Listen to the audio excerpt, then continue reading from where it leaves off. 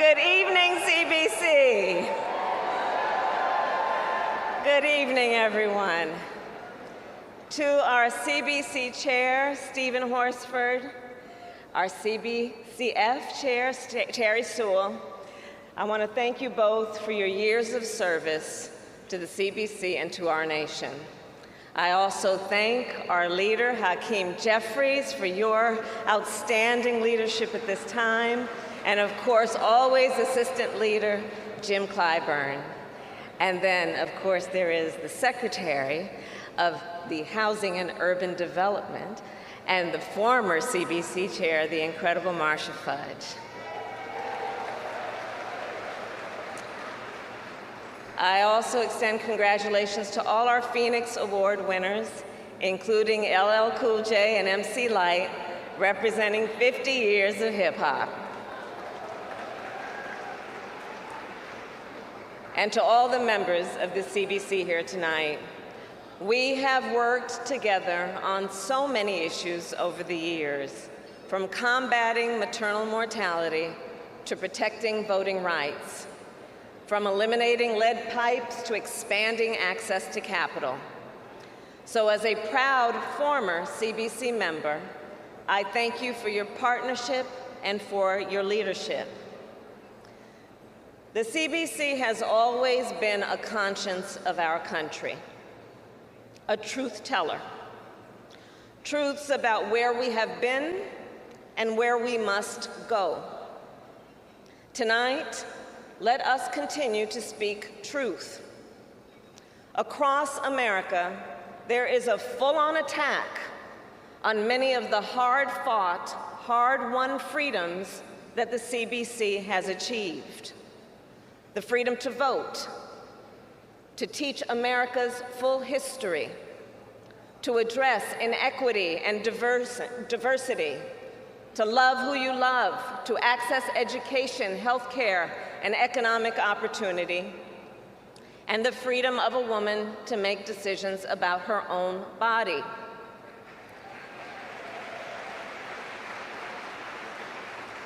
And on that last point, let us be clear. Just consider the highest court in our land, the Court of Thurgood, just took a constitutional right that had been recognized from the people of America, from the women of America.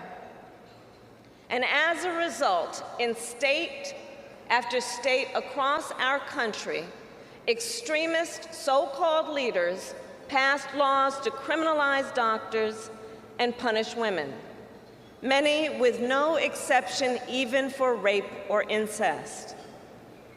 And let us be clear, one does not have to abandon their faith or deeply held beliefs to agree the government should not be telling her what to do with her body.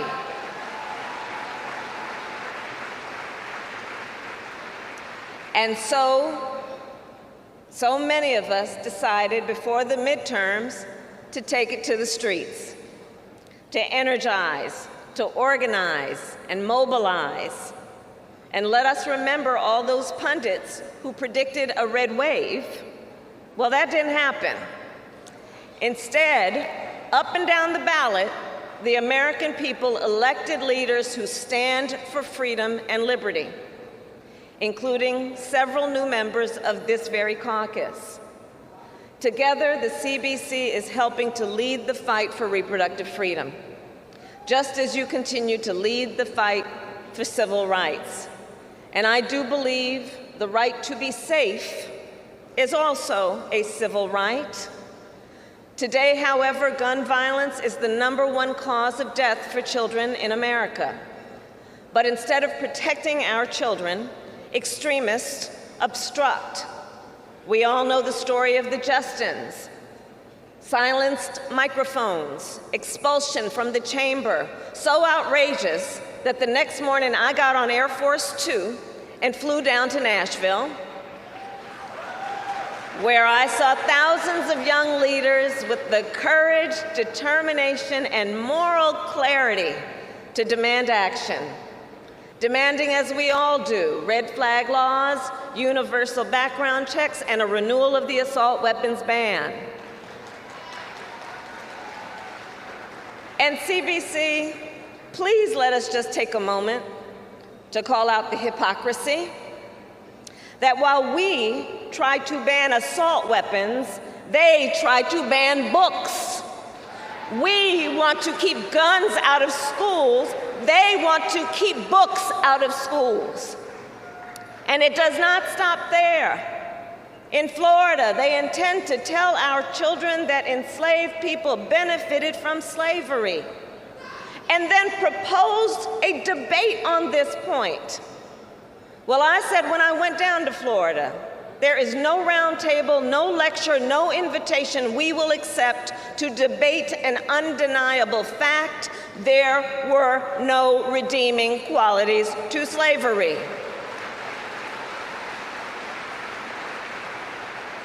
I have also been on a national college tour to convene our best and brightest on the importance of defending our hard-fought freedoms. And with great joy, I can report back, these young leaders are in the fight because they know it does not have to be this way. They know when Congress passes a bill to put back in place the protections of Roe v. Wade, that our President, Joe Biden, will sign it. When Congress renews the assault weapons ban, President Joe Biden will sign it. And when you pass the John Lewis Voting Rights Advancement Act and the Freedom to Vote Act, Joe Biden will sign them. So I conclude with this. I believe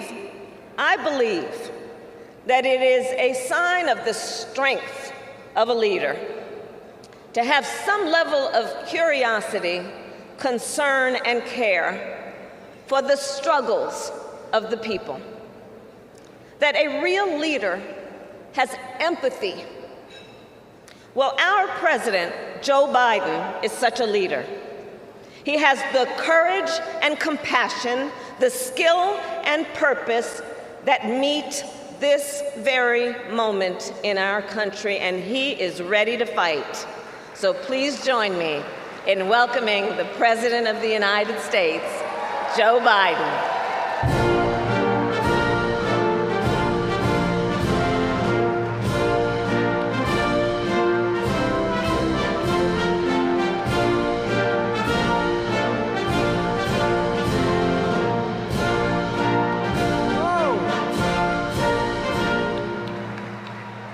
Hello, hello, hello. It's good to be home. Hello, CBC. Look, I came for one really important reason, to say thank you. Thank you for all you've done for the country, but selfishly, thank you for what you've done for me. I started off as a kid in the civil rights movement in Wilmington, Delaware, when I was in high school. And the community, we won by a staggering 31 or 3,200 votes when I ran the first time for the Senate at 29 years old. And Nixon won by 64% of the vote in my state.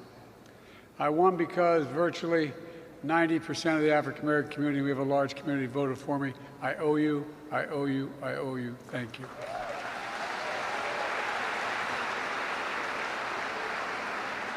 Thank you, Kamala, for that introduction and for your partnership, always fighting for freedom. She's doing an incredible job, and she really is. I told you I was going to have a smart vice president and an African-American woman. We got one, and I'm honored to be with all of you tonight. Stephen, CBC chair, and Terry, thank you very much for your foundation's co-chair. And Senator Warnock, Congressman Plaskett, and the evening's chairs. Look, the CBC member, staff, and alum here include those who serve across my administration, like Secretary of Housing and Urban Affairs, great Marcia Fudge, who's joined by several other cabinet members. Tonight's awardees, Hakeem Jeffries, a leader with integrity and courage. Courage, courage. And Karen Bass, a visionary mayor and does whatever she says she's going to do. And Karine Jean-Pierre, my press secretary. No wonder I'm doing okay. And Justin Jones, a new voice who gives us hope for the future, Justin. And two of the great artists of our time representing the groundbreaking legacy of hip-hop in America, LL Cool J. By the way, that man's got biceps bigger than my thighs. I think he's spent. And MC Light, both of you, thank you. Because they both have the light off on the mic, you know you're all here to listen to the new edition. Mike Bivens, 40 years producing music that lifts our souls. 40 years and still considered new. I can understand that.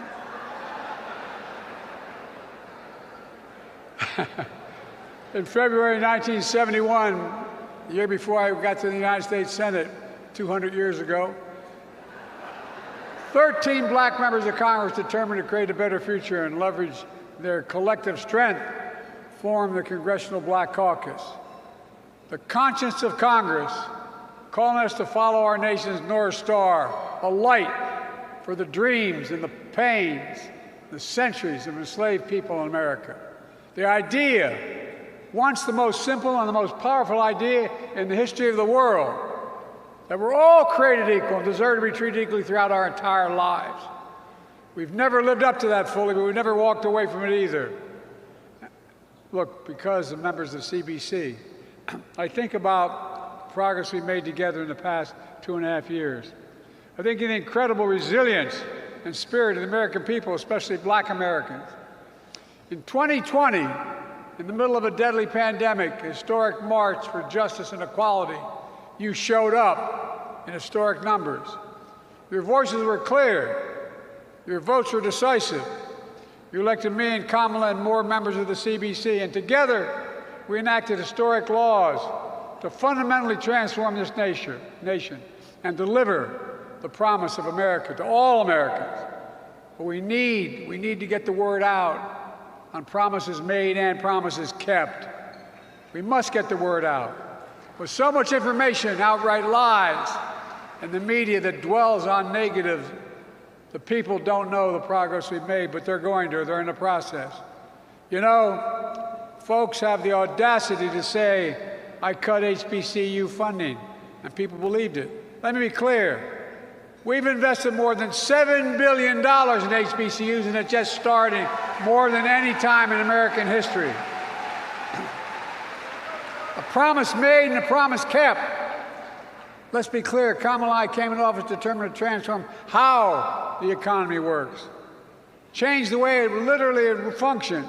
If you notice, a lot of mainstream economists are starting to talk about Bidenomics, that grow the economy from the middle out and the bottom up, not the top down.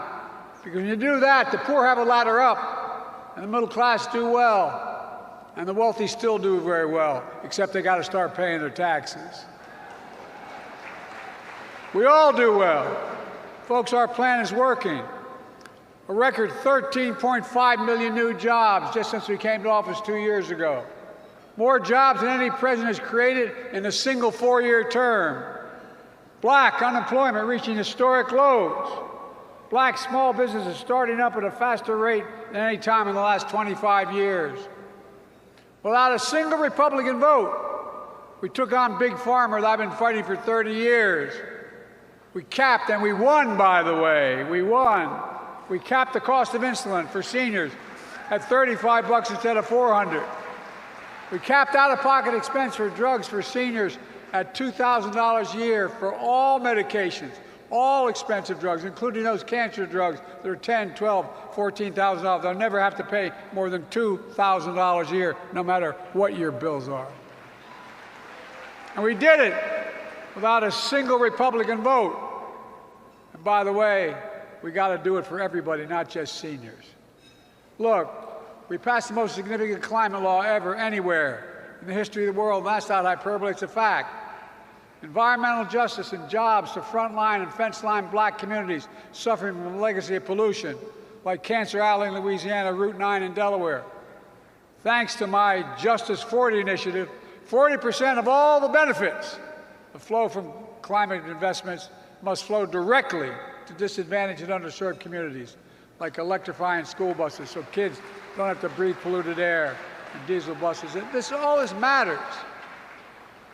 I made a promise in my campaign to put the first black woman on the United States Supreme Court.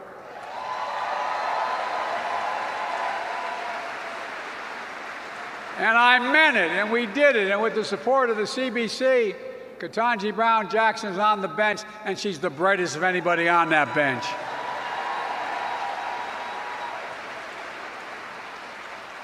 And I want to publicly thank Cory Booker and Dick Durbin on the Judiciary Committee for getting it done. Look, with their help, I've appointed more black women federal appellate judges than every other president in the history of the United States combined, more than every one. We made the largest increase in Pell Grants in over a decade, helping students from families who nearly make less than $60,000 a year afford college. It matters. When more than 70% of black undergraduate borrowers are Pell Grant recipients, it matters. And our new student debt repayment plan is going to help millions of borrowers, including a significant number of black students. We know black college graduates have an average of $25,000 more in student debt than white graduates. My plan is to help black students and families cut their total lifetime payments per dollar in half. And I'm going to get it done, and keeping my promise that no one should be in jail merely for the use of possession of marijuana. God Almighty. And those who are in jail are out, they're going to be released, and their records are going to be expunged. Look, folks, thanks to your advocacy, especially Lucy Jordan's mom, who passed the most significant gun safety law in nearly 30 years, and will continue to fight to reinstate assault weapons ban, which when I was United States Senator, I got passed and only could keep it for 10 years, but we're going to get it back again. It matters, it matters, it matters. And by the way, look at the numbers. When it was there for 10 years, mass shootings dropped precipitously across the nation. It works. We stand with the CBC to reduce disparities in jobs, healthcare, and education, working hand in hand to close the racial wealth gap and staying committed to black Americans' prosperity. I was proud to sign a permanent authorization of the Minority Business Development Agency for the first time in history, helping even more black borrowers, black-owned businesses grow. Last month, Vice President Harris announced the recipient of more than $100 million in federal funding to help underserved entrepreneurs start small businesses in high-growth, high-wage industries like healthcare and infrastructure. Plus, my administration oversees hundreds of billions of dollars in federal contracts, everything from refurbishing the decks of aircraft carriers to installing handrails in federal buildings. I made a commitment that I would increase the number of those contracts going to African-American small businesses by double to 10%. That will bring 15%. That will bring, by 2025, 15%. That will mean an additional $100 billion going to black small businesses. $100 billion. To help close the racial wealth gap, Secretary Fudge is expanding efforts to build a black generational wealth through home ownership like all middle-class folks made it. That means addressing the cruel fact that black families' homes, often appraised at half the value, significant 20% less value, same home, built across the highway, different neighborhoods. If the same home, the black home, will be valued at 20% less, built by the same builder, by the same outfit. Look, folks, we're aggressively combating racial discrimination in housing, including working to restore the rule that says if a community gets federal housing aid, it's not enough just to say it won't discriminate. It has to be meaningful, take meaningful affirmative steps to overcome patterns of segregation and give everybody a fair shot that lives there. We're also working with leaders to strengthen programs to redress the negative impacts of redlining. We're launching a $1 billion pilot project funded by my bipartisan infrastructure law to help reconnect communities that highways have rolled through. Any of you in my city of Wilmington, Delaware, you go up I-95, it goes underground for a long ways. It divides the community, the black community. They're separated. No way to get together. Highways are physically broken up, blocked out predominantly black communities from opportunities and economic growth. These things matter. They matter in terms of growth.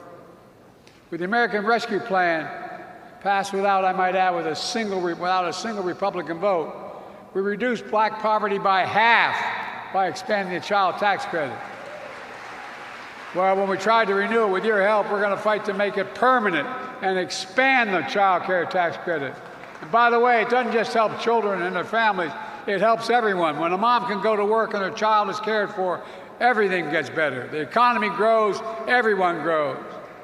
It's good for everybody, just a little breathing room, as my dad would say. Look, while we're at it, we're building new roads and bridges, high-speed internet, affordable internet for every American, replacing every lead pipe in America, in as many as 10 million homes, 400,000 schools and child care centers, so everyone can turn on a faucet and be sure they're drinking clean water and not damaging their brains. Folks, presumptuous to say, but it's true. Our economic vision is working, creating jobs, building wealth, providing communities with a sense of dignity. My dad used to have an expression. He'd say, Joey, and I swear to God, this is what he'd say. He said, Joey, a job's about a lot more than a paycheck. It's about your dignity.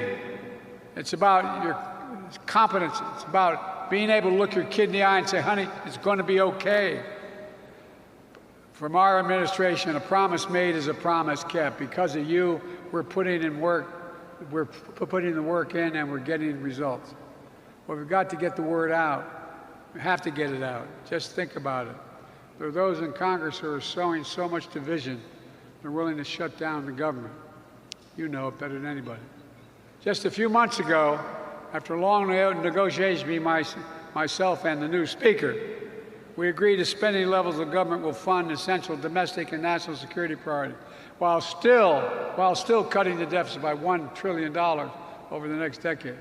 Now, a small group of extreme Republicans don't want to live up to the deal. So now everyone in America could be forced to pay the price. Let's be clear.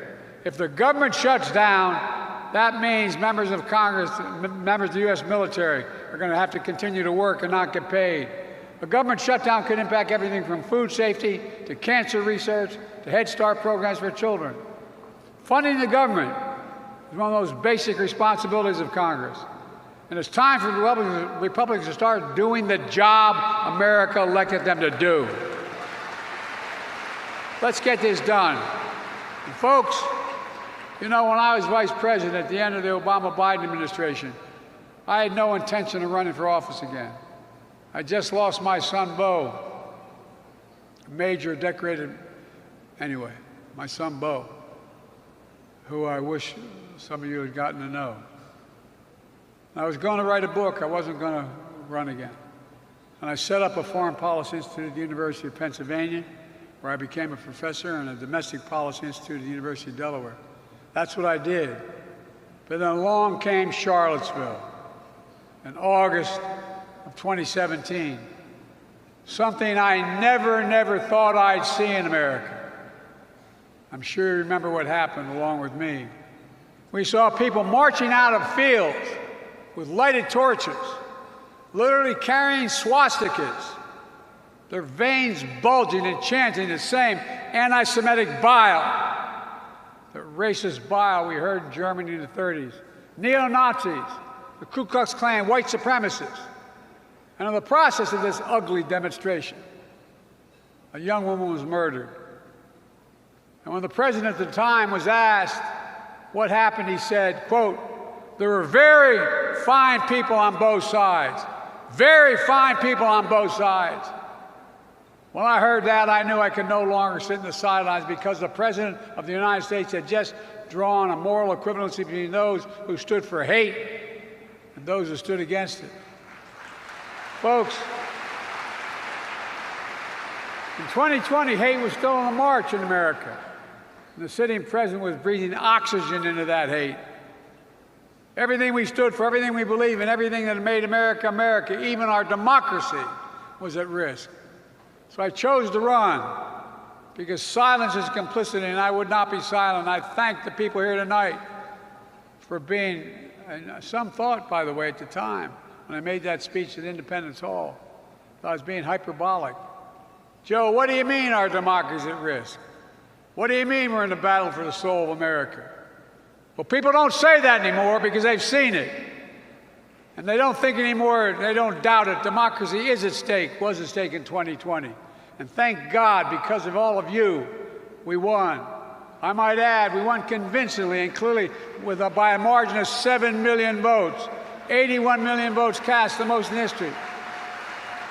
And that victory withstood not one, but 60 legal court challenges and an insurrection on January 6th.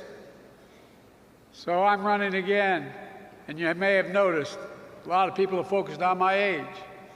Well, I get it, believe me. I know better than anyone. But there's something else I know.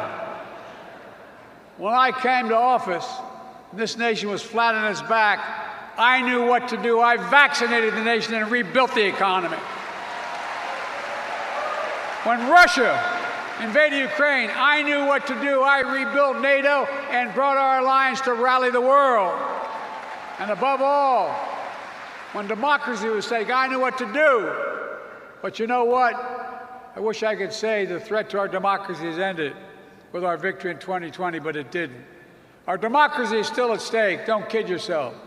So we have more work to do, you and I, because our most important freedoms, the right to choose, the right to vote, the right to be who you are, love who you love. These basic rights are being attacked. They're being shredded because our children should have the right to go to school without fear of being gunned down with a weapon of war.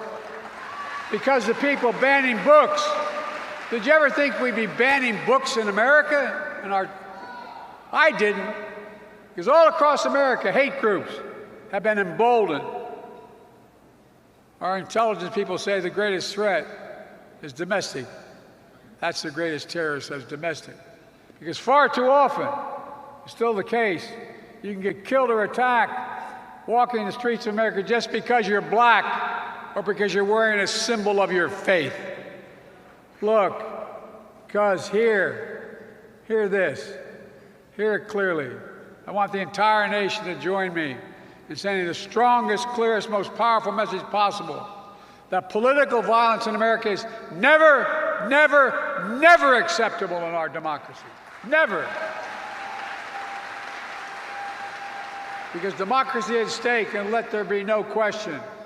Donald Trump and his MAGA Republicans are determined to spread anger, hate, and division. They seek power at all costs.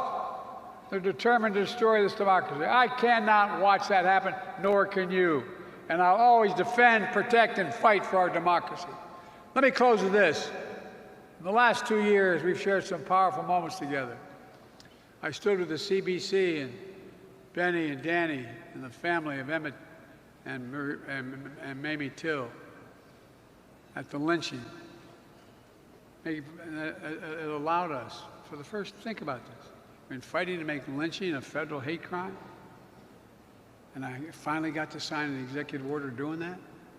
Establish a national monument so we'd always remember them and they couldn't rewrite history.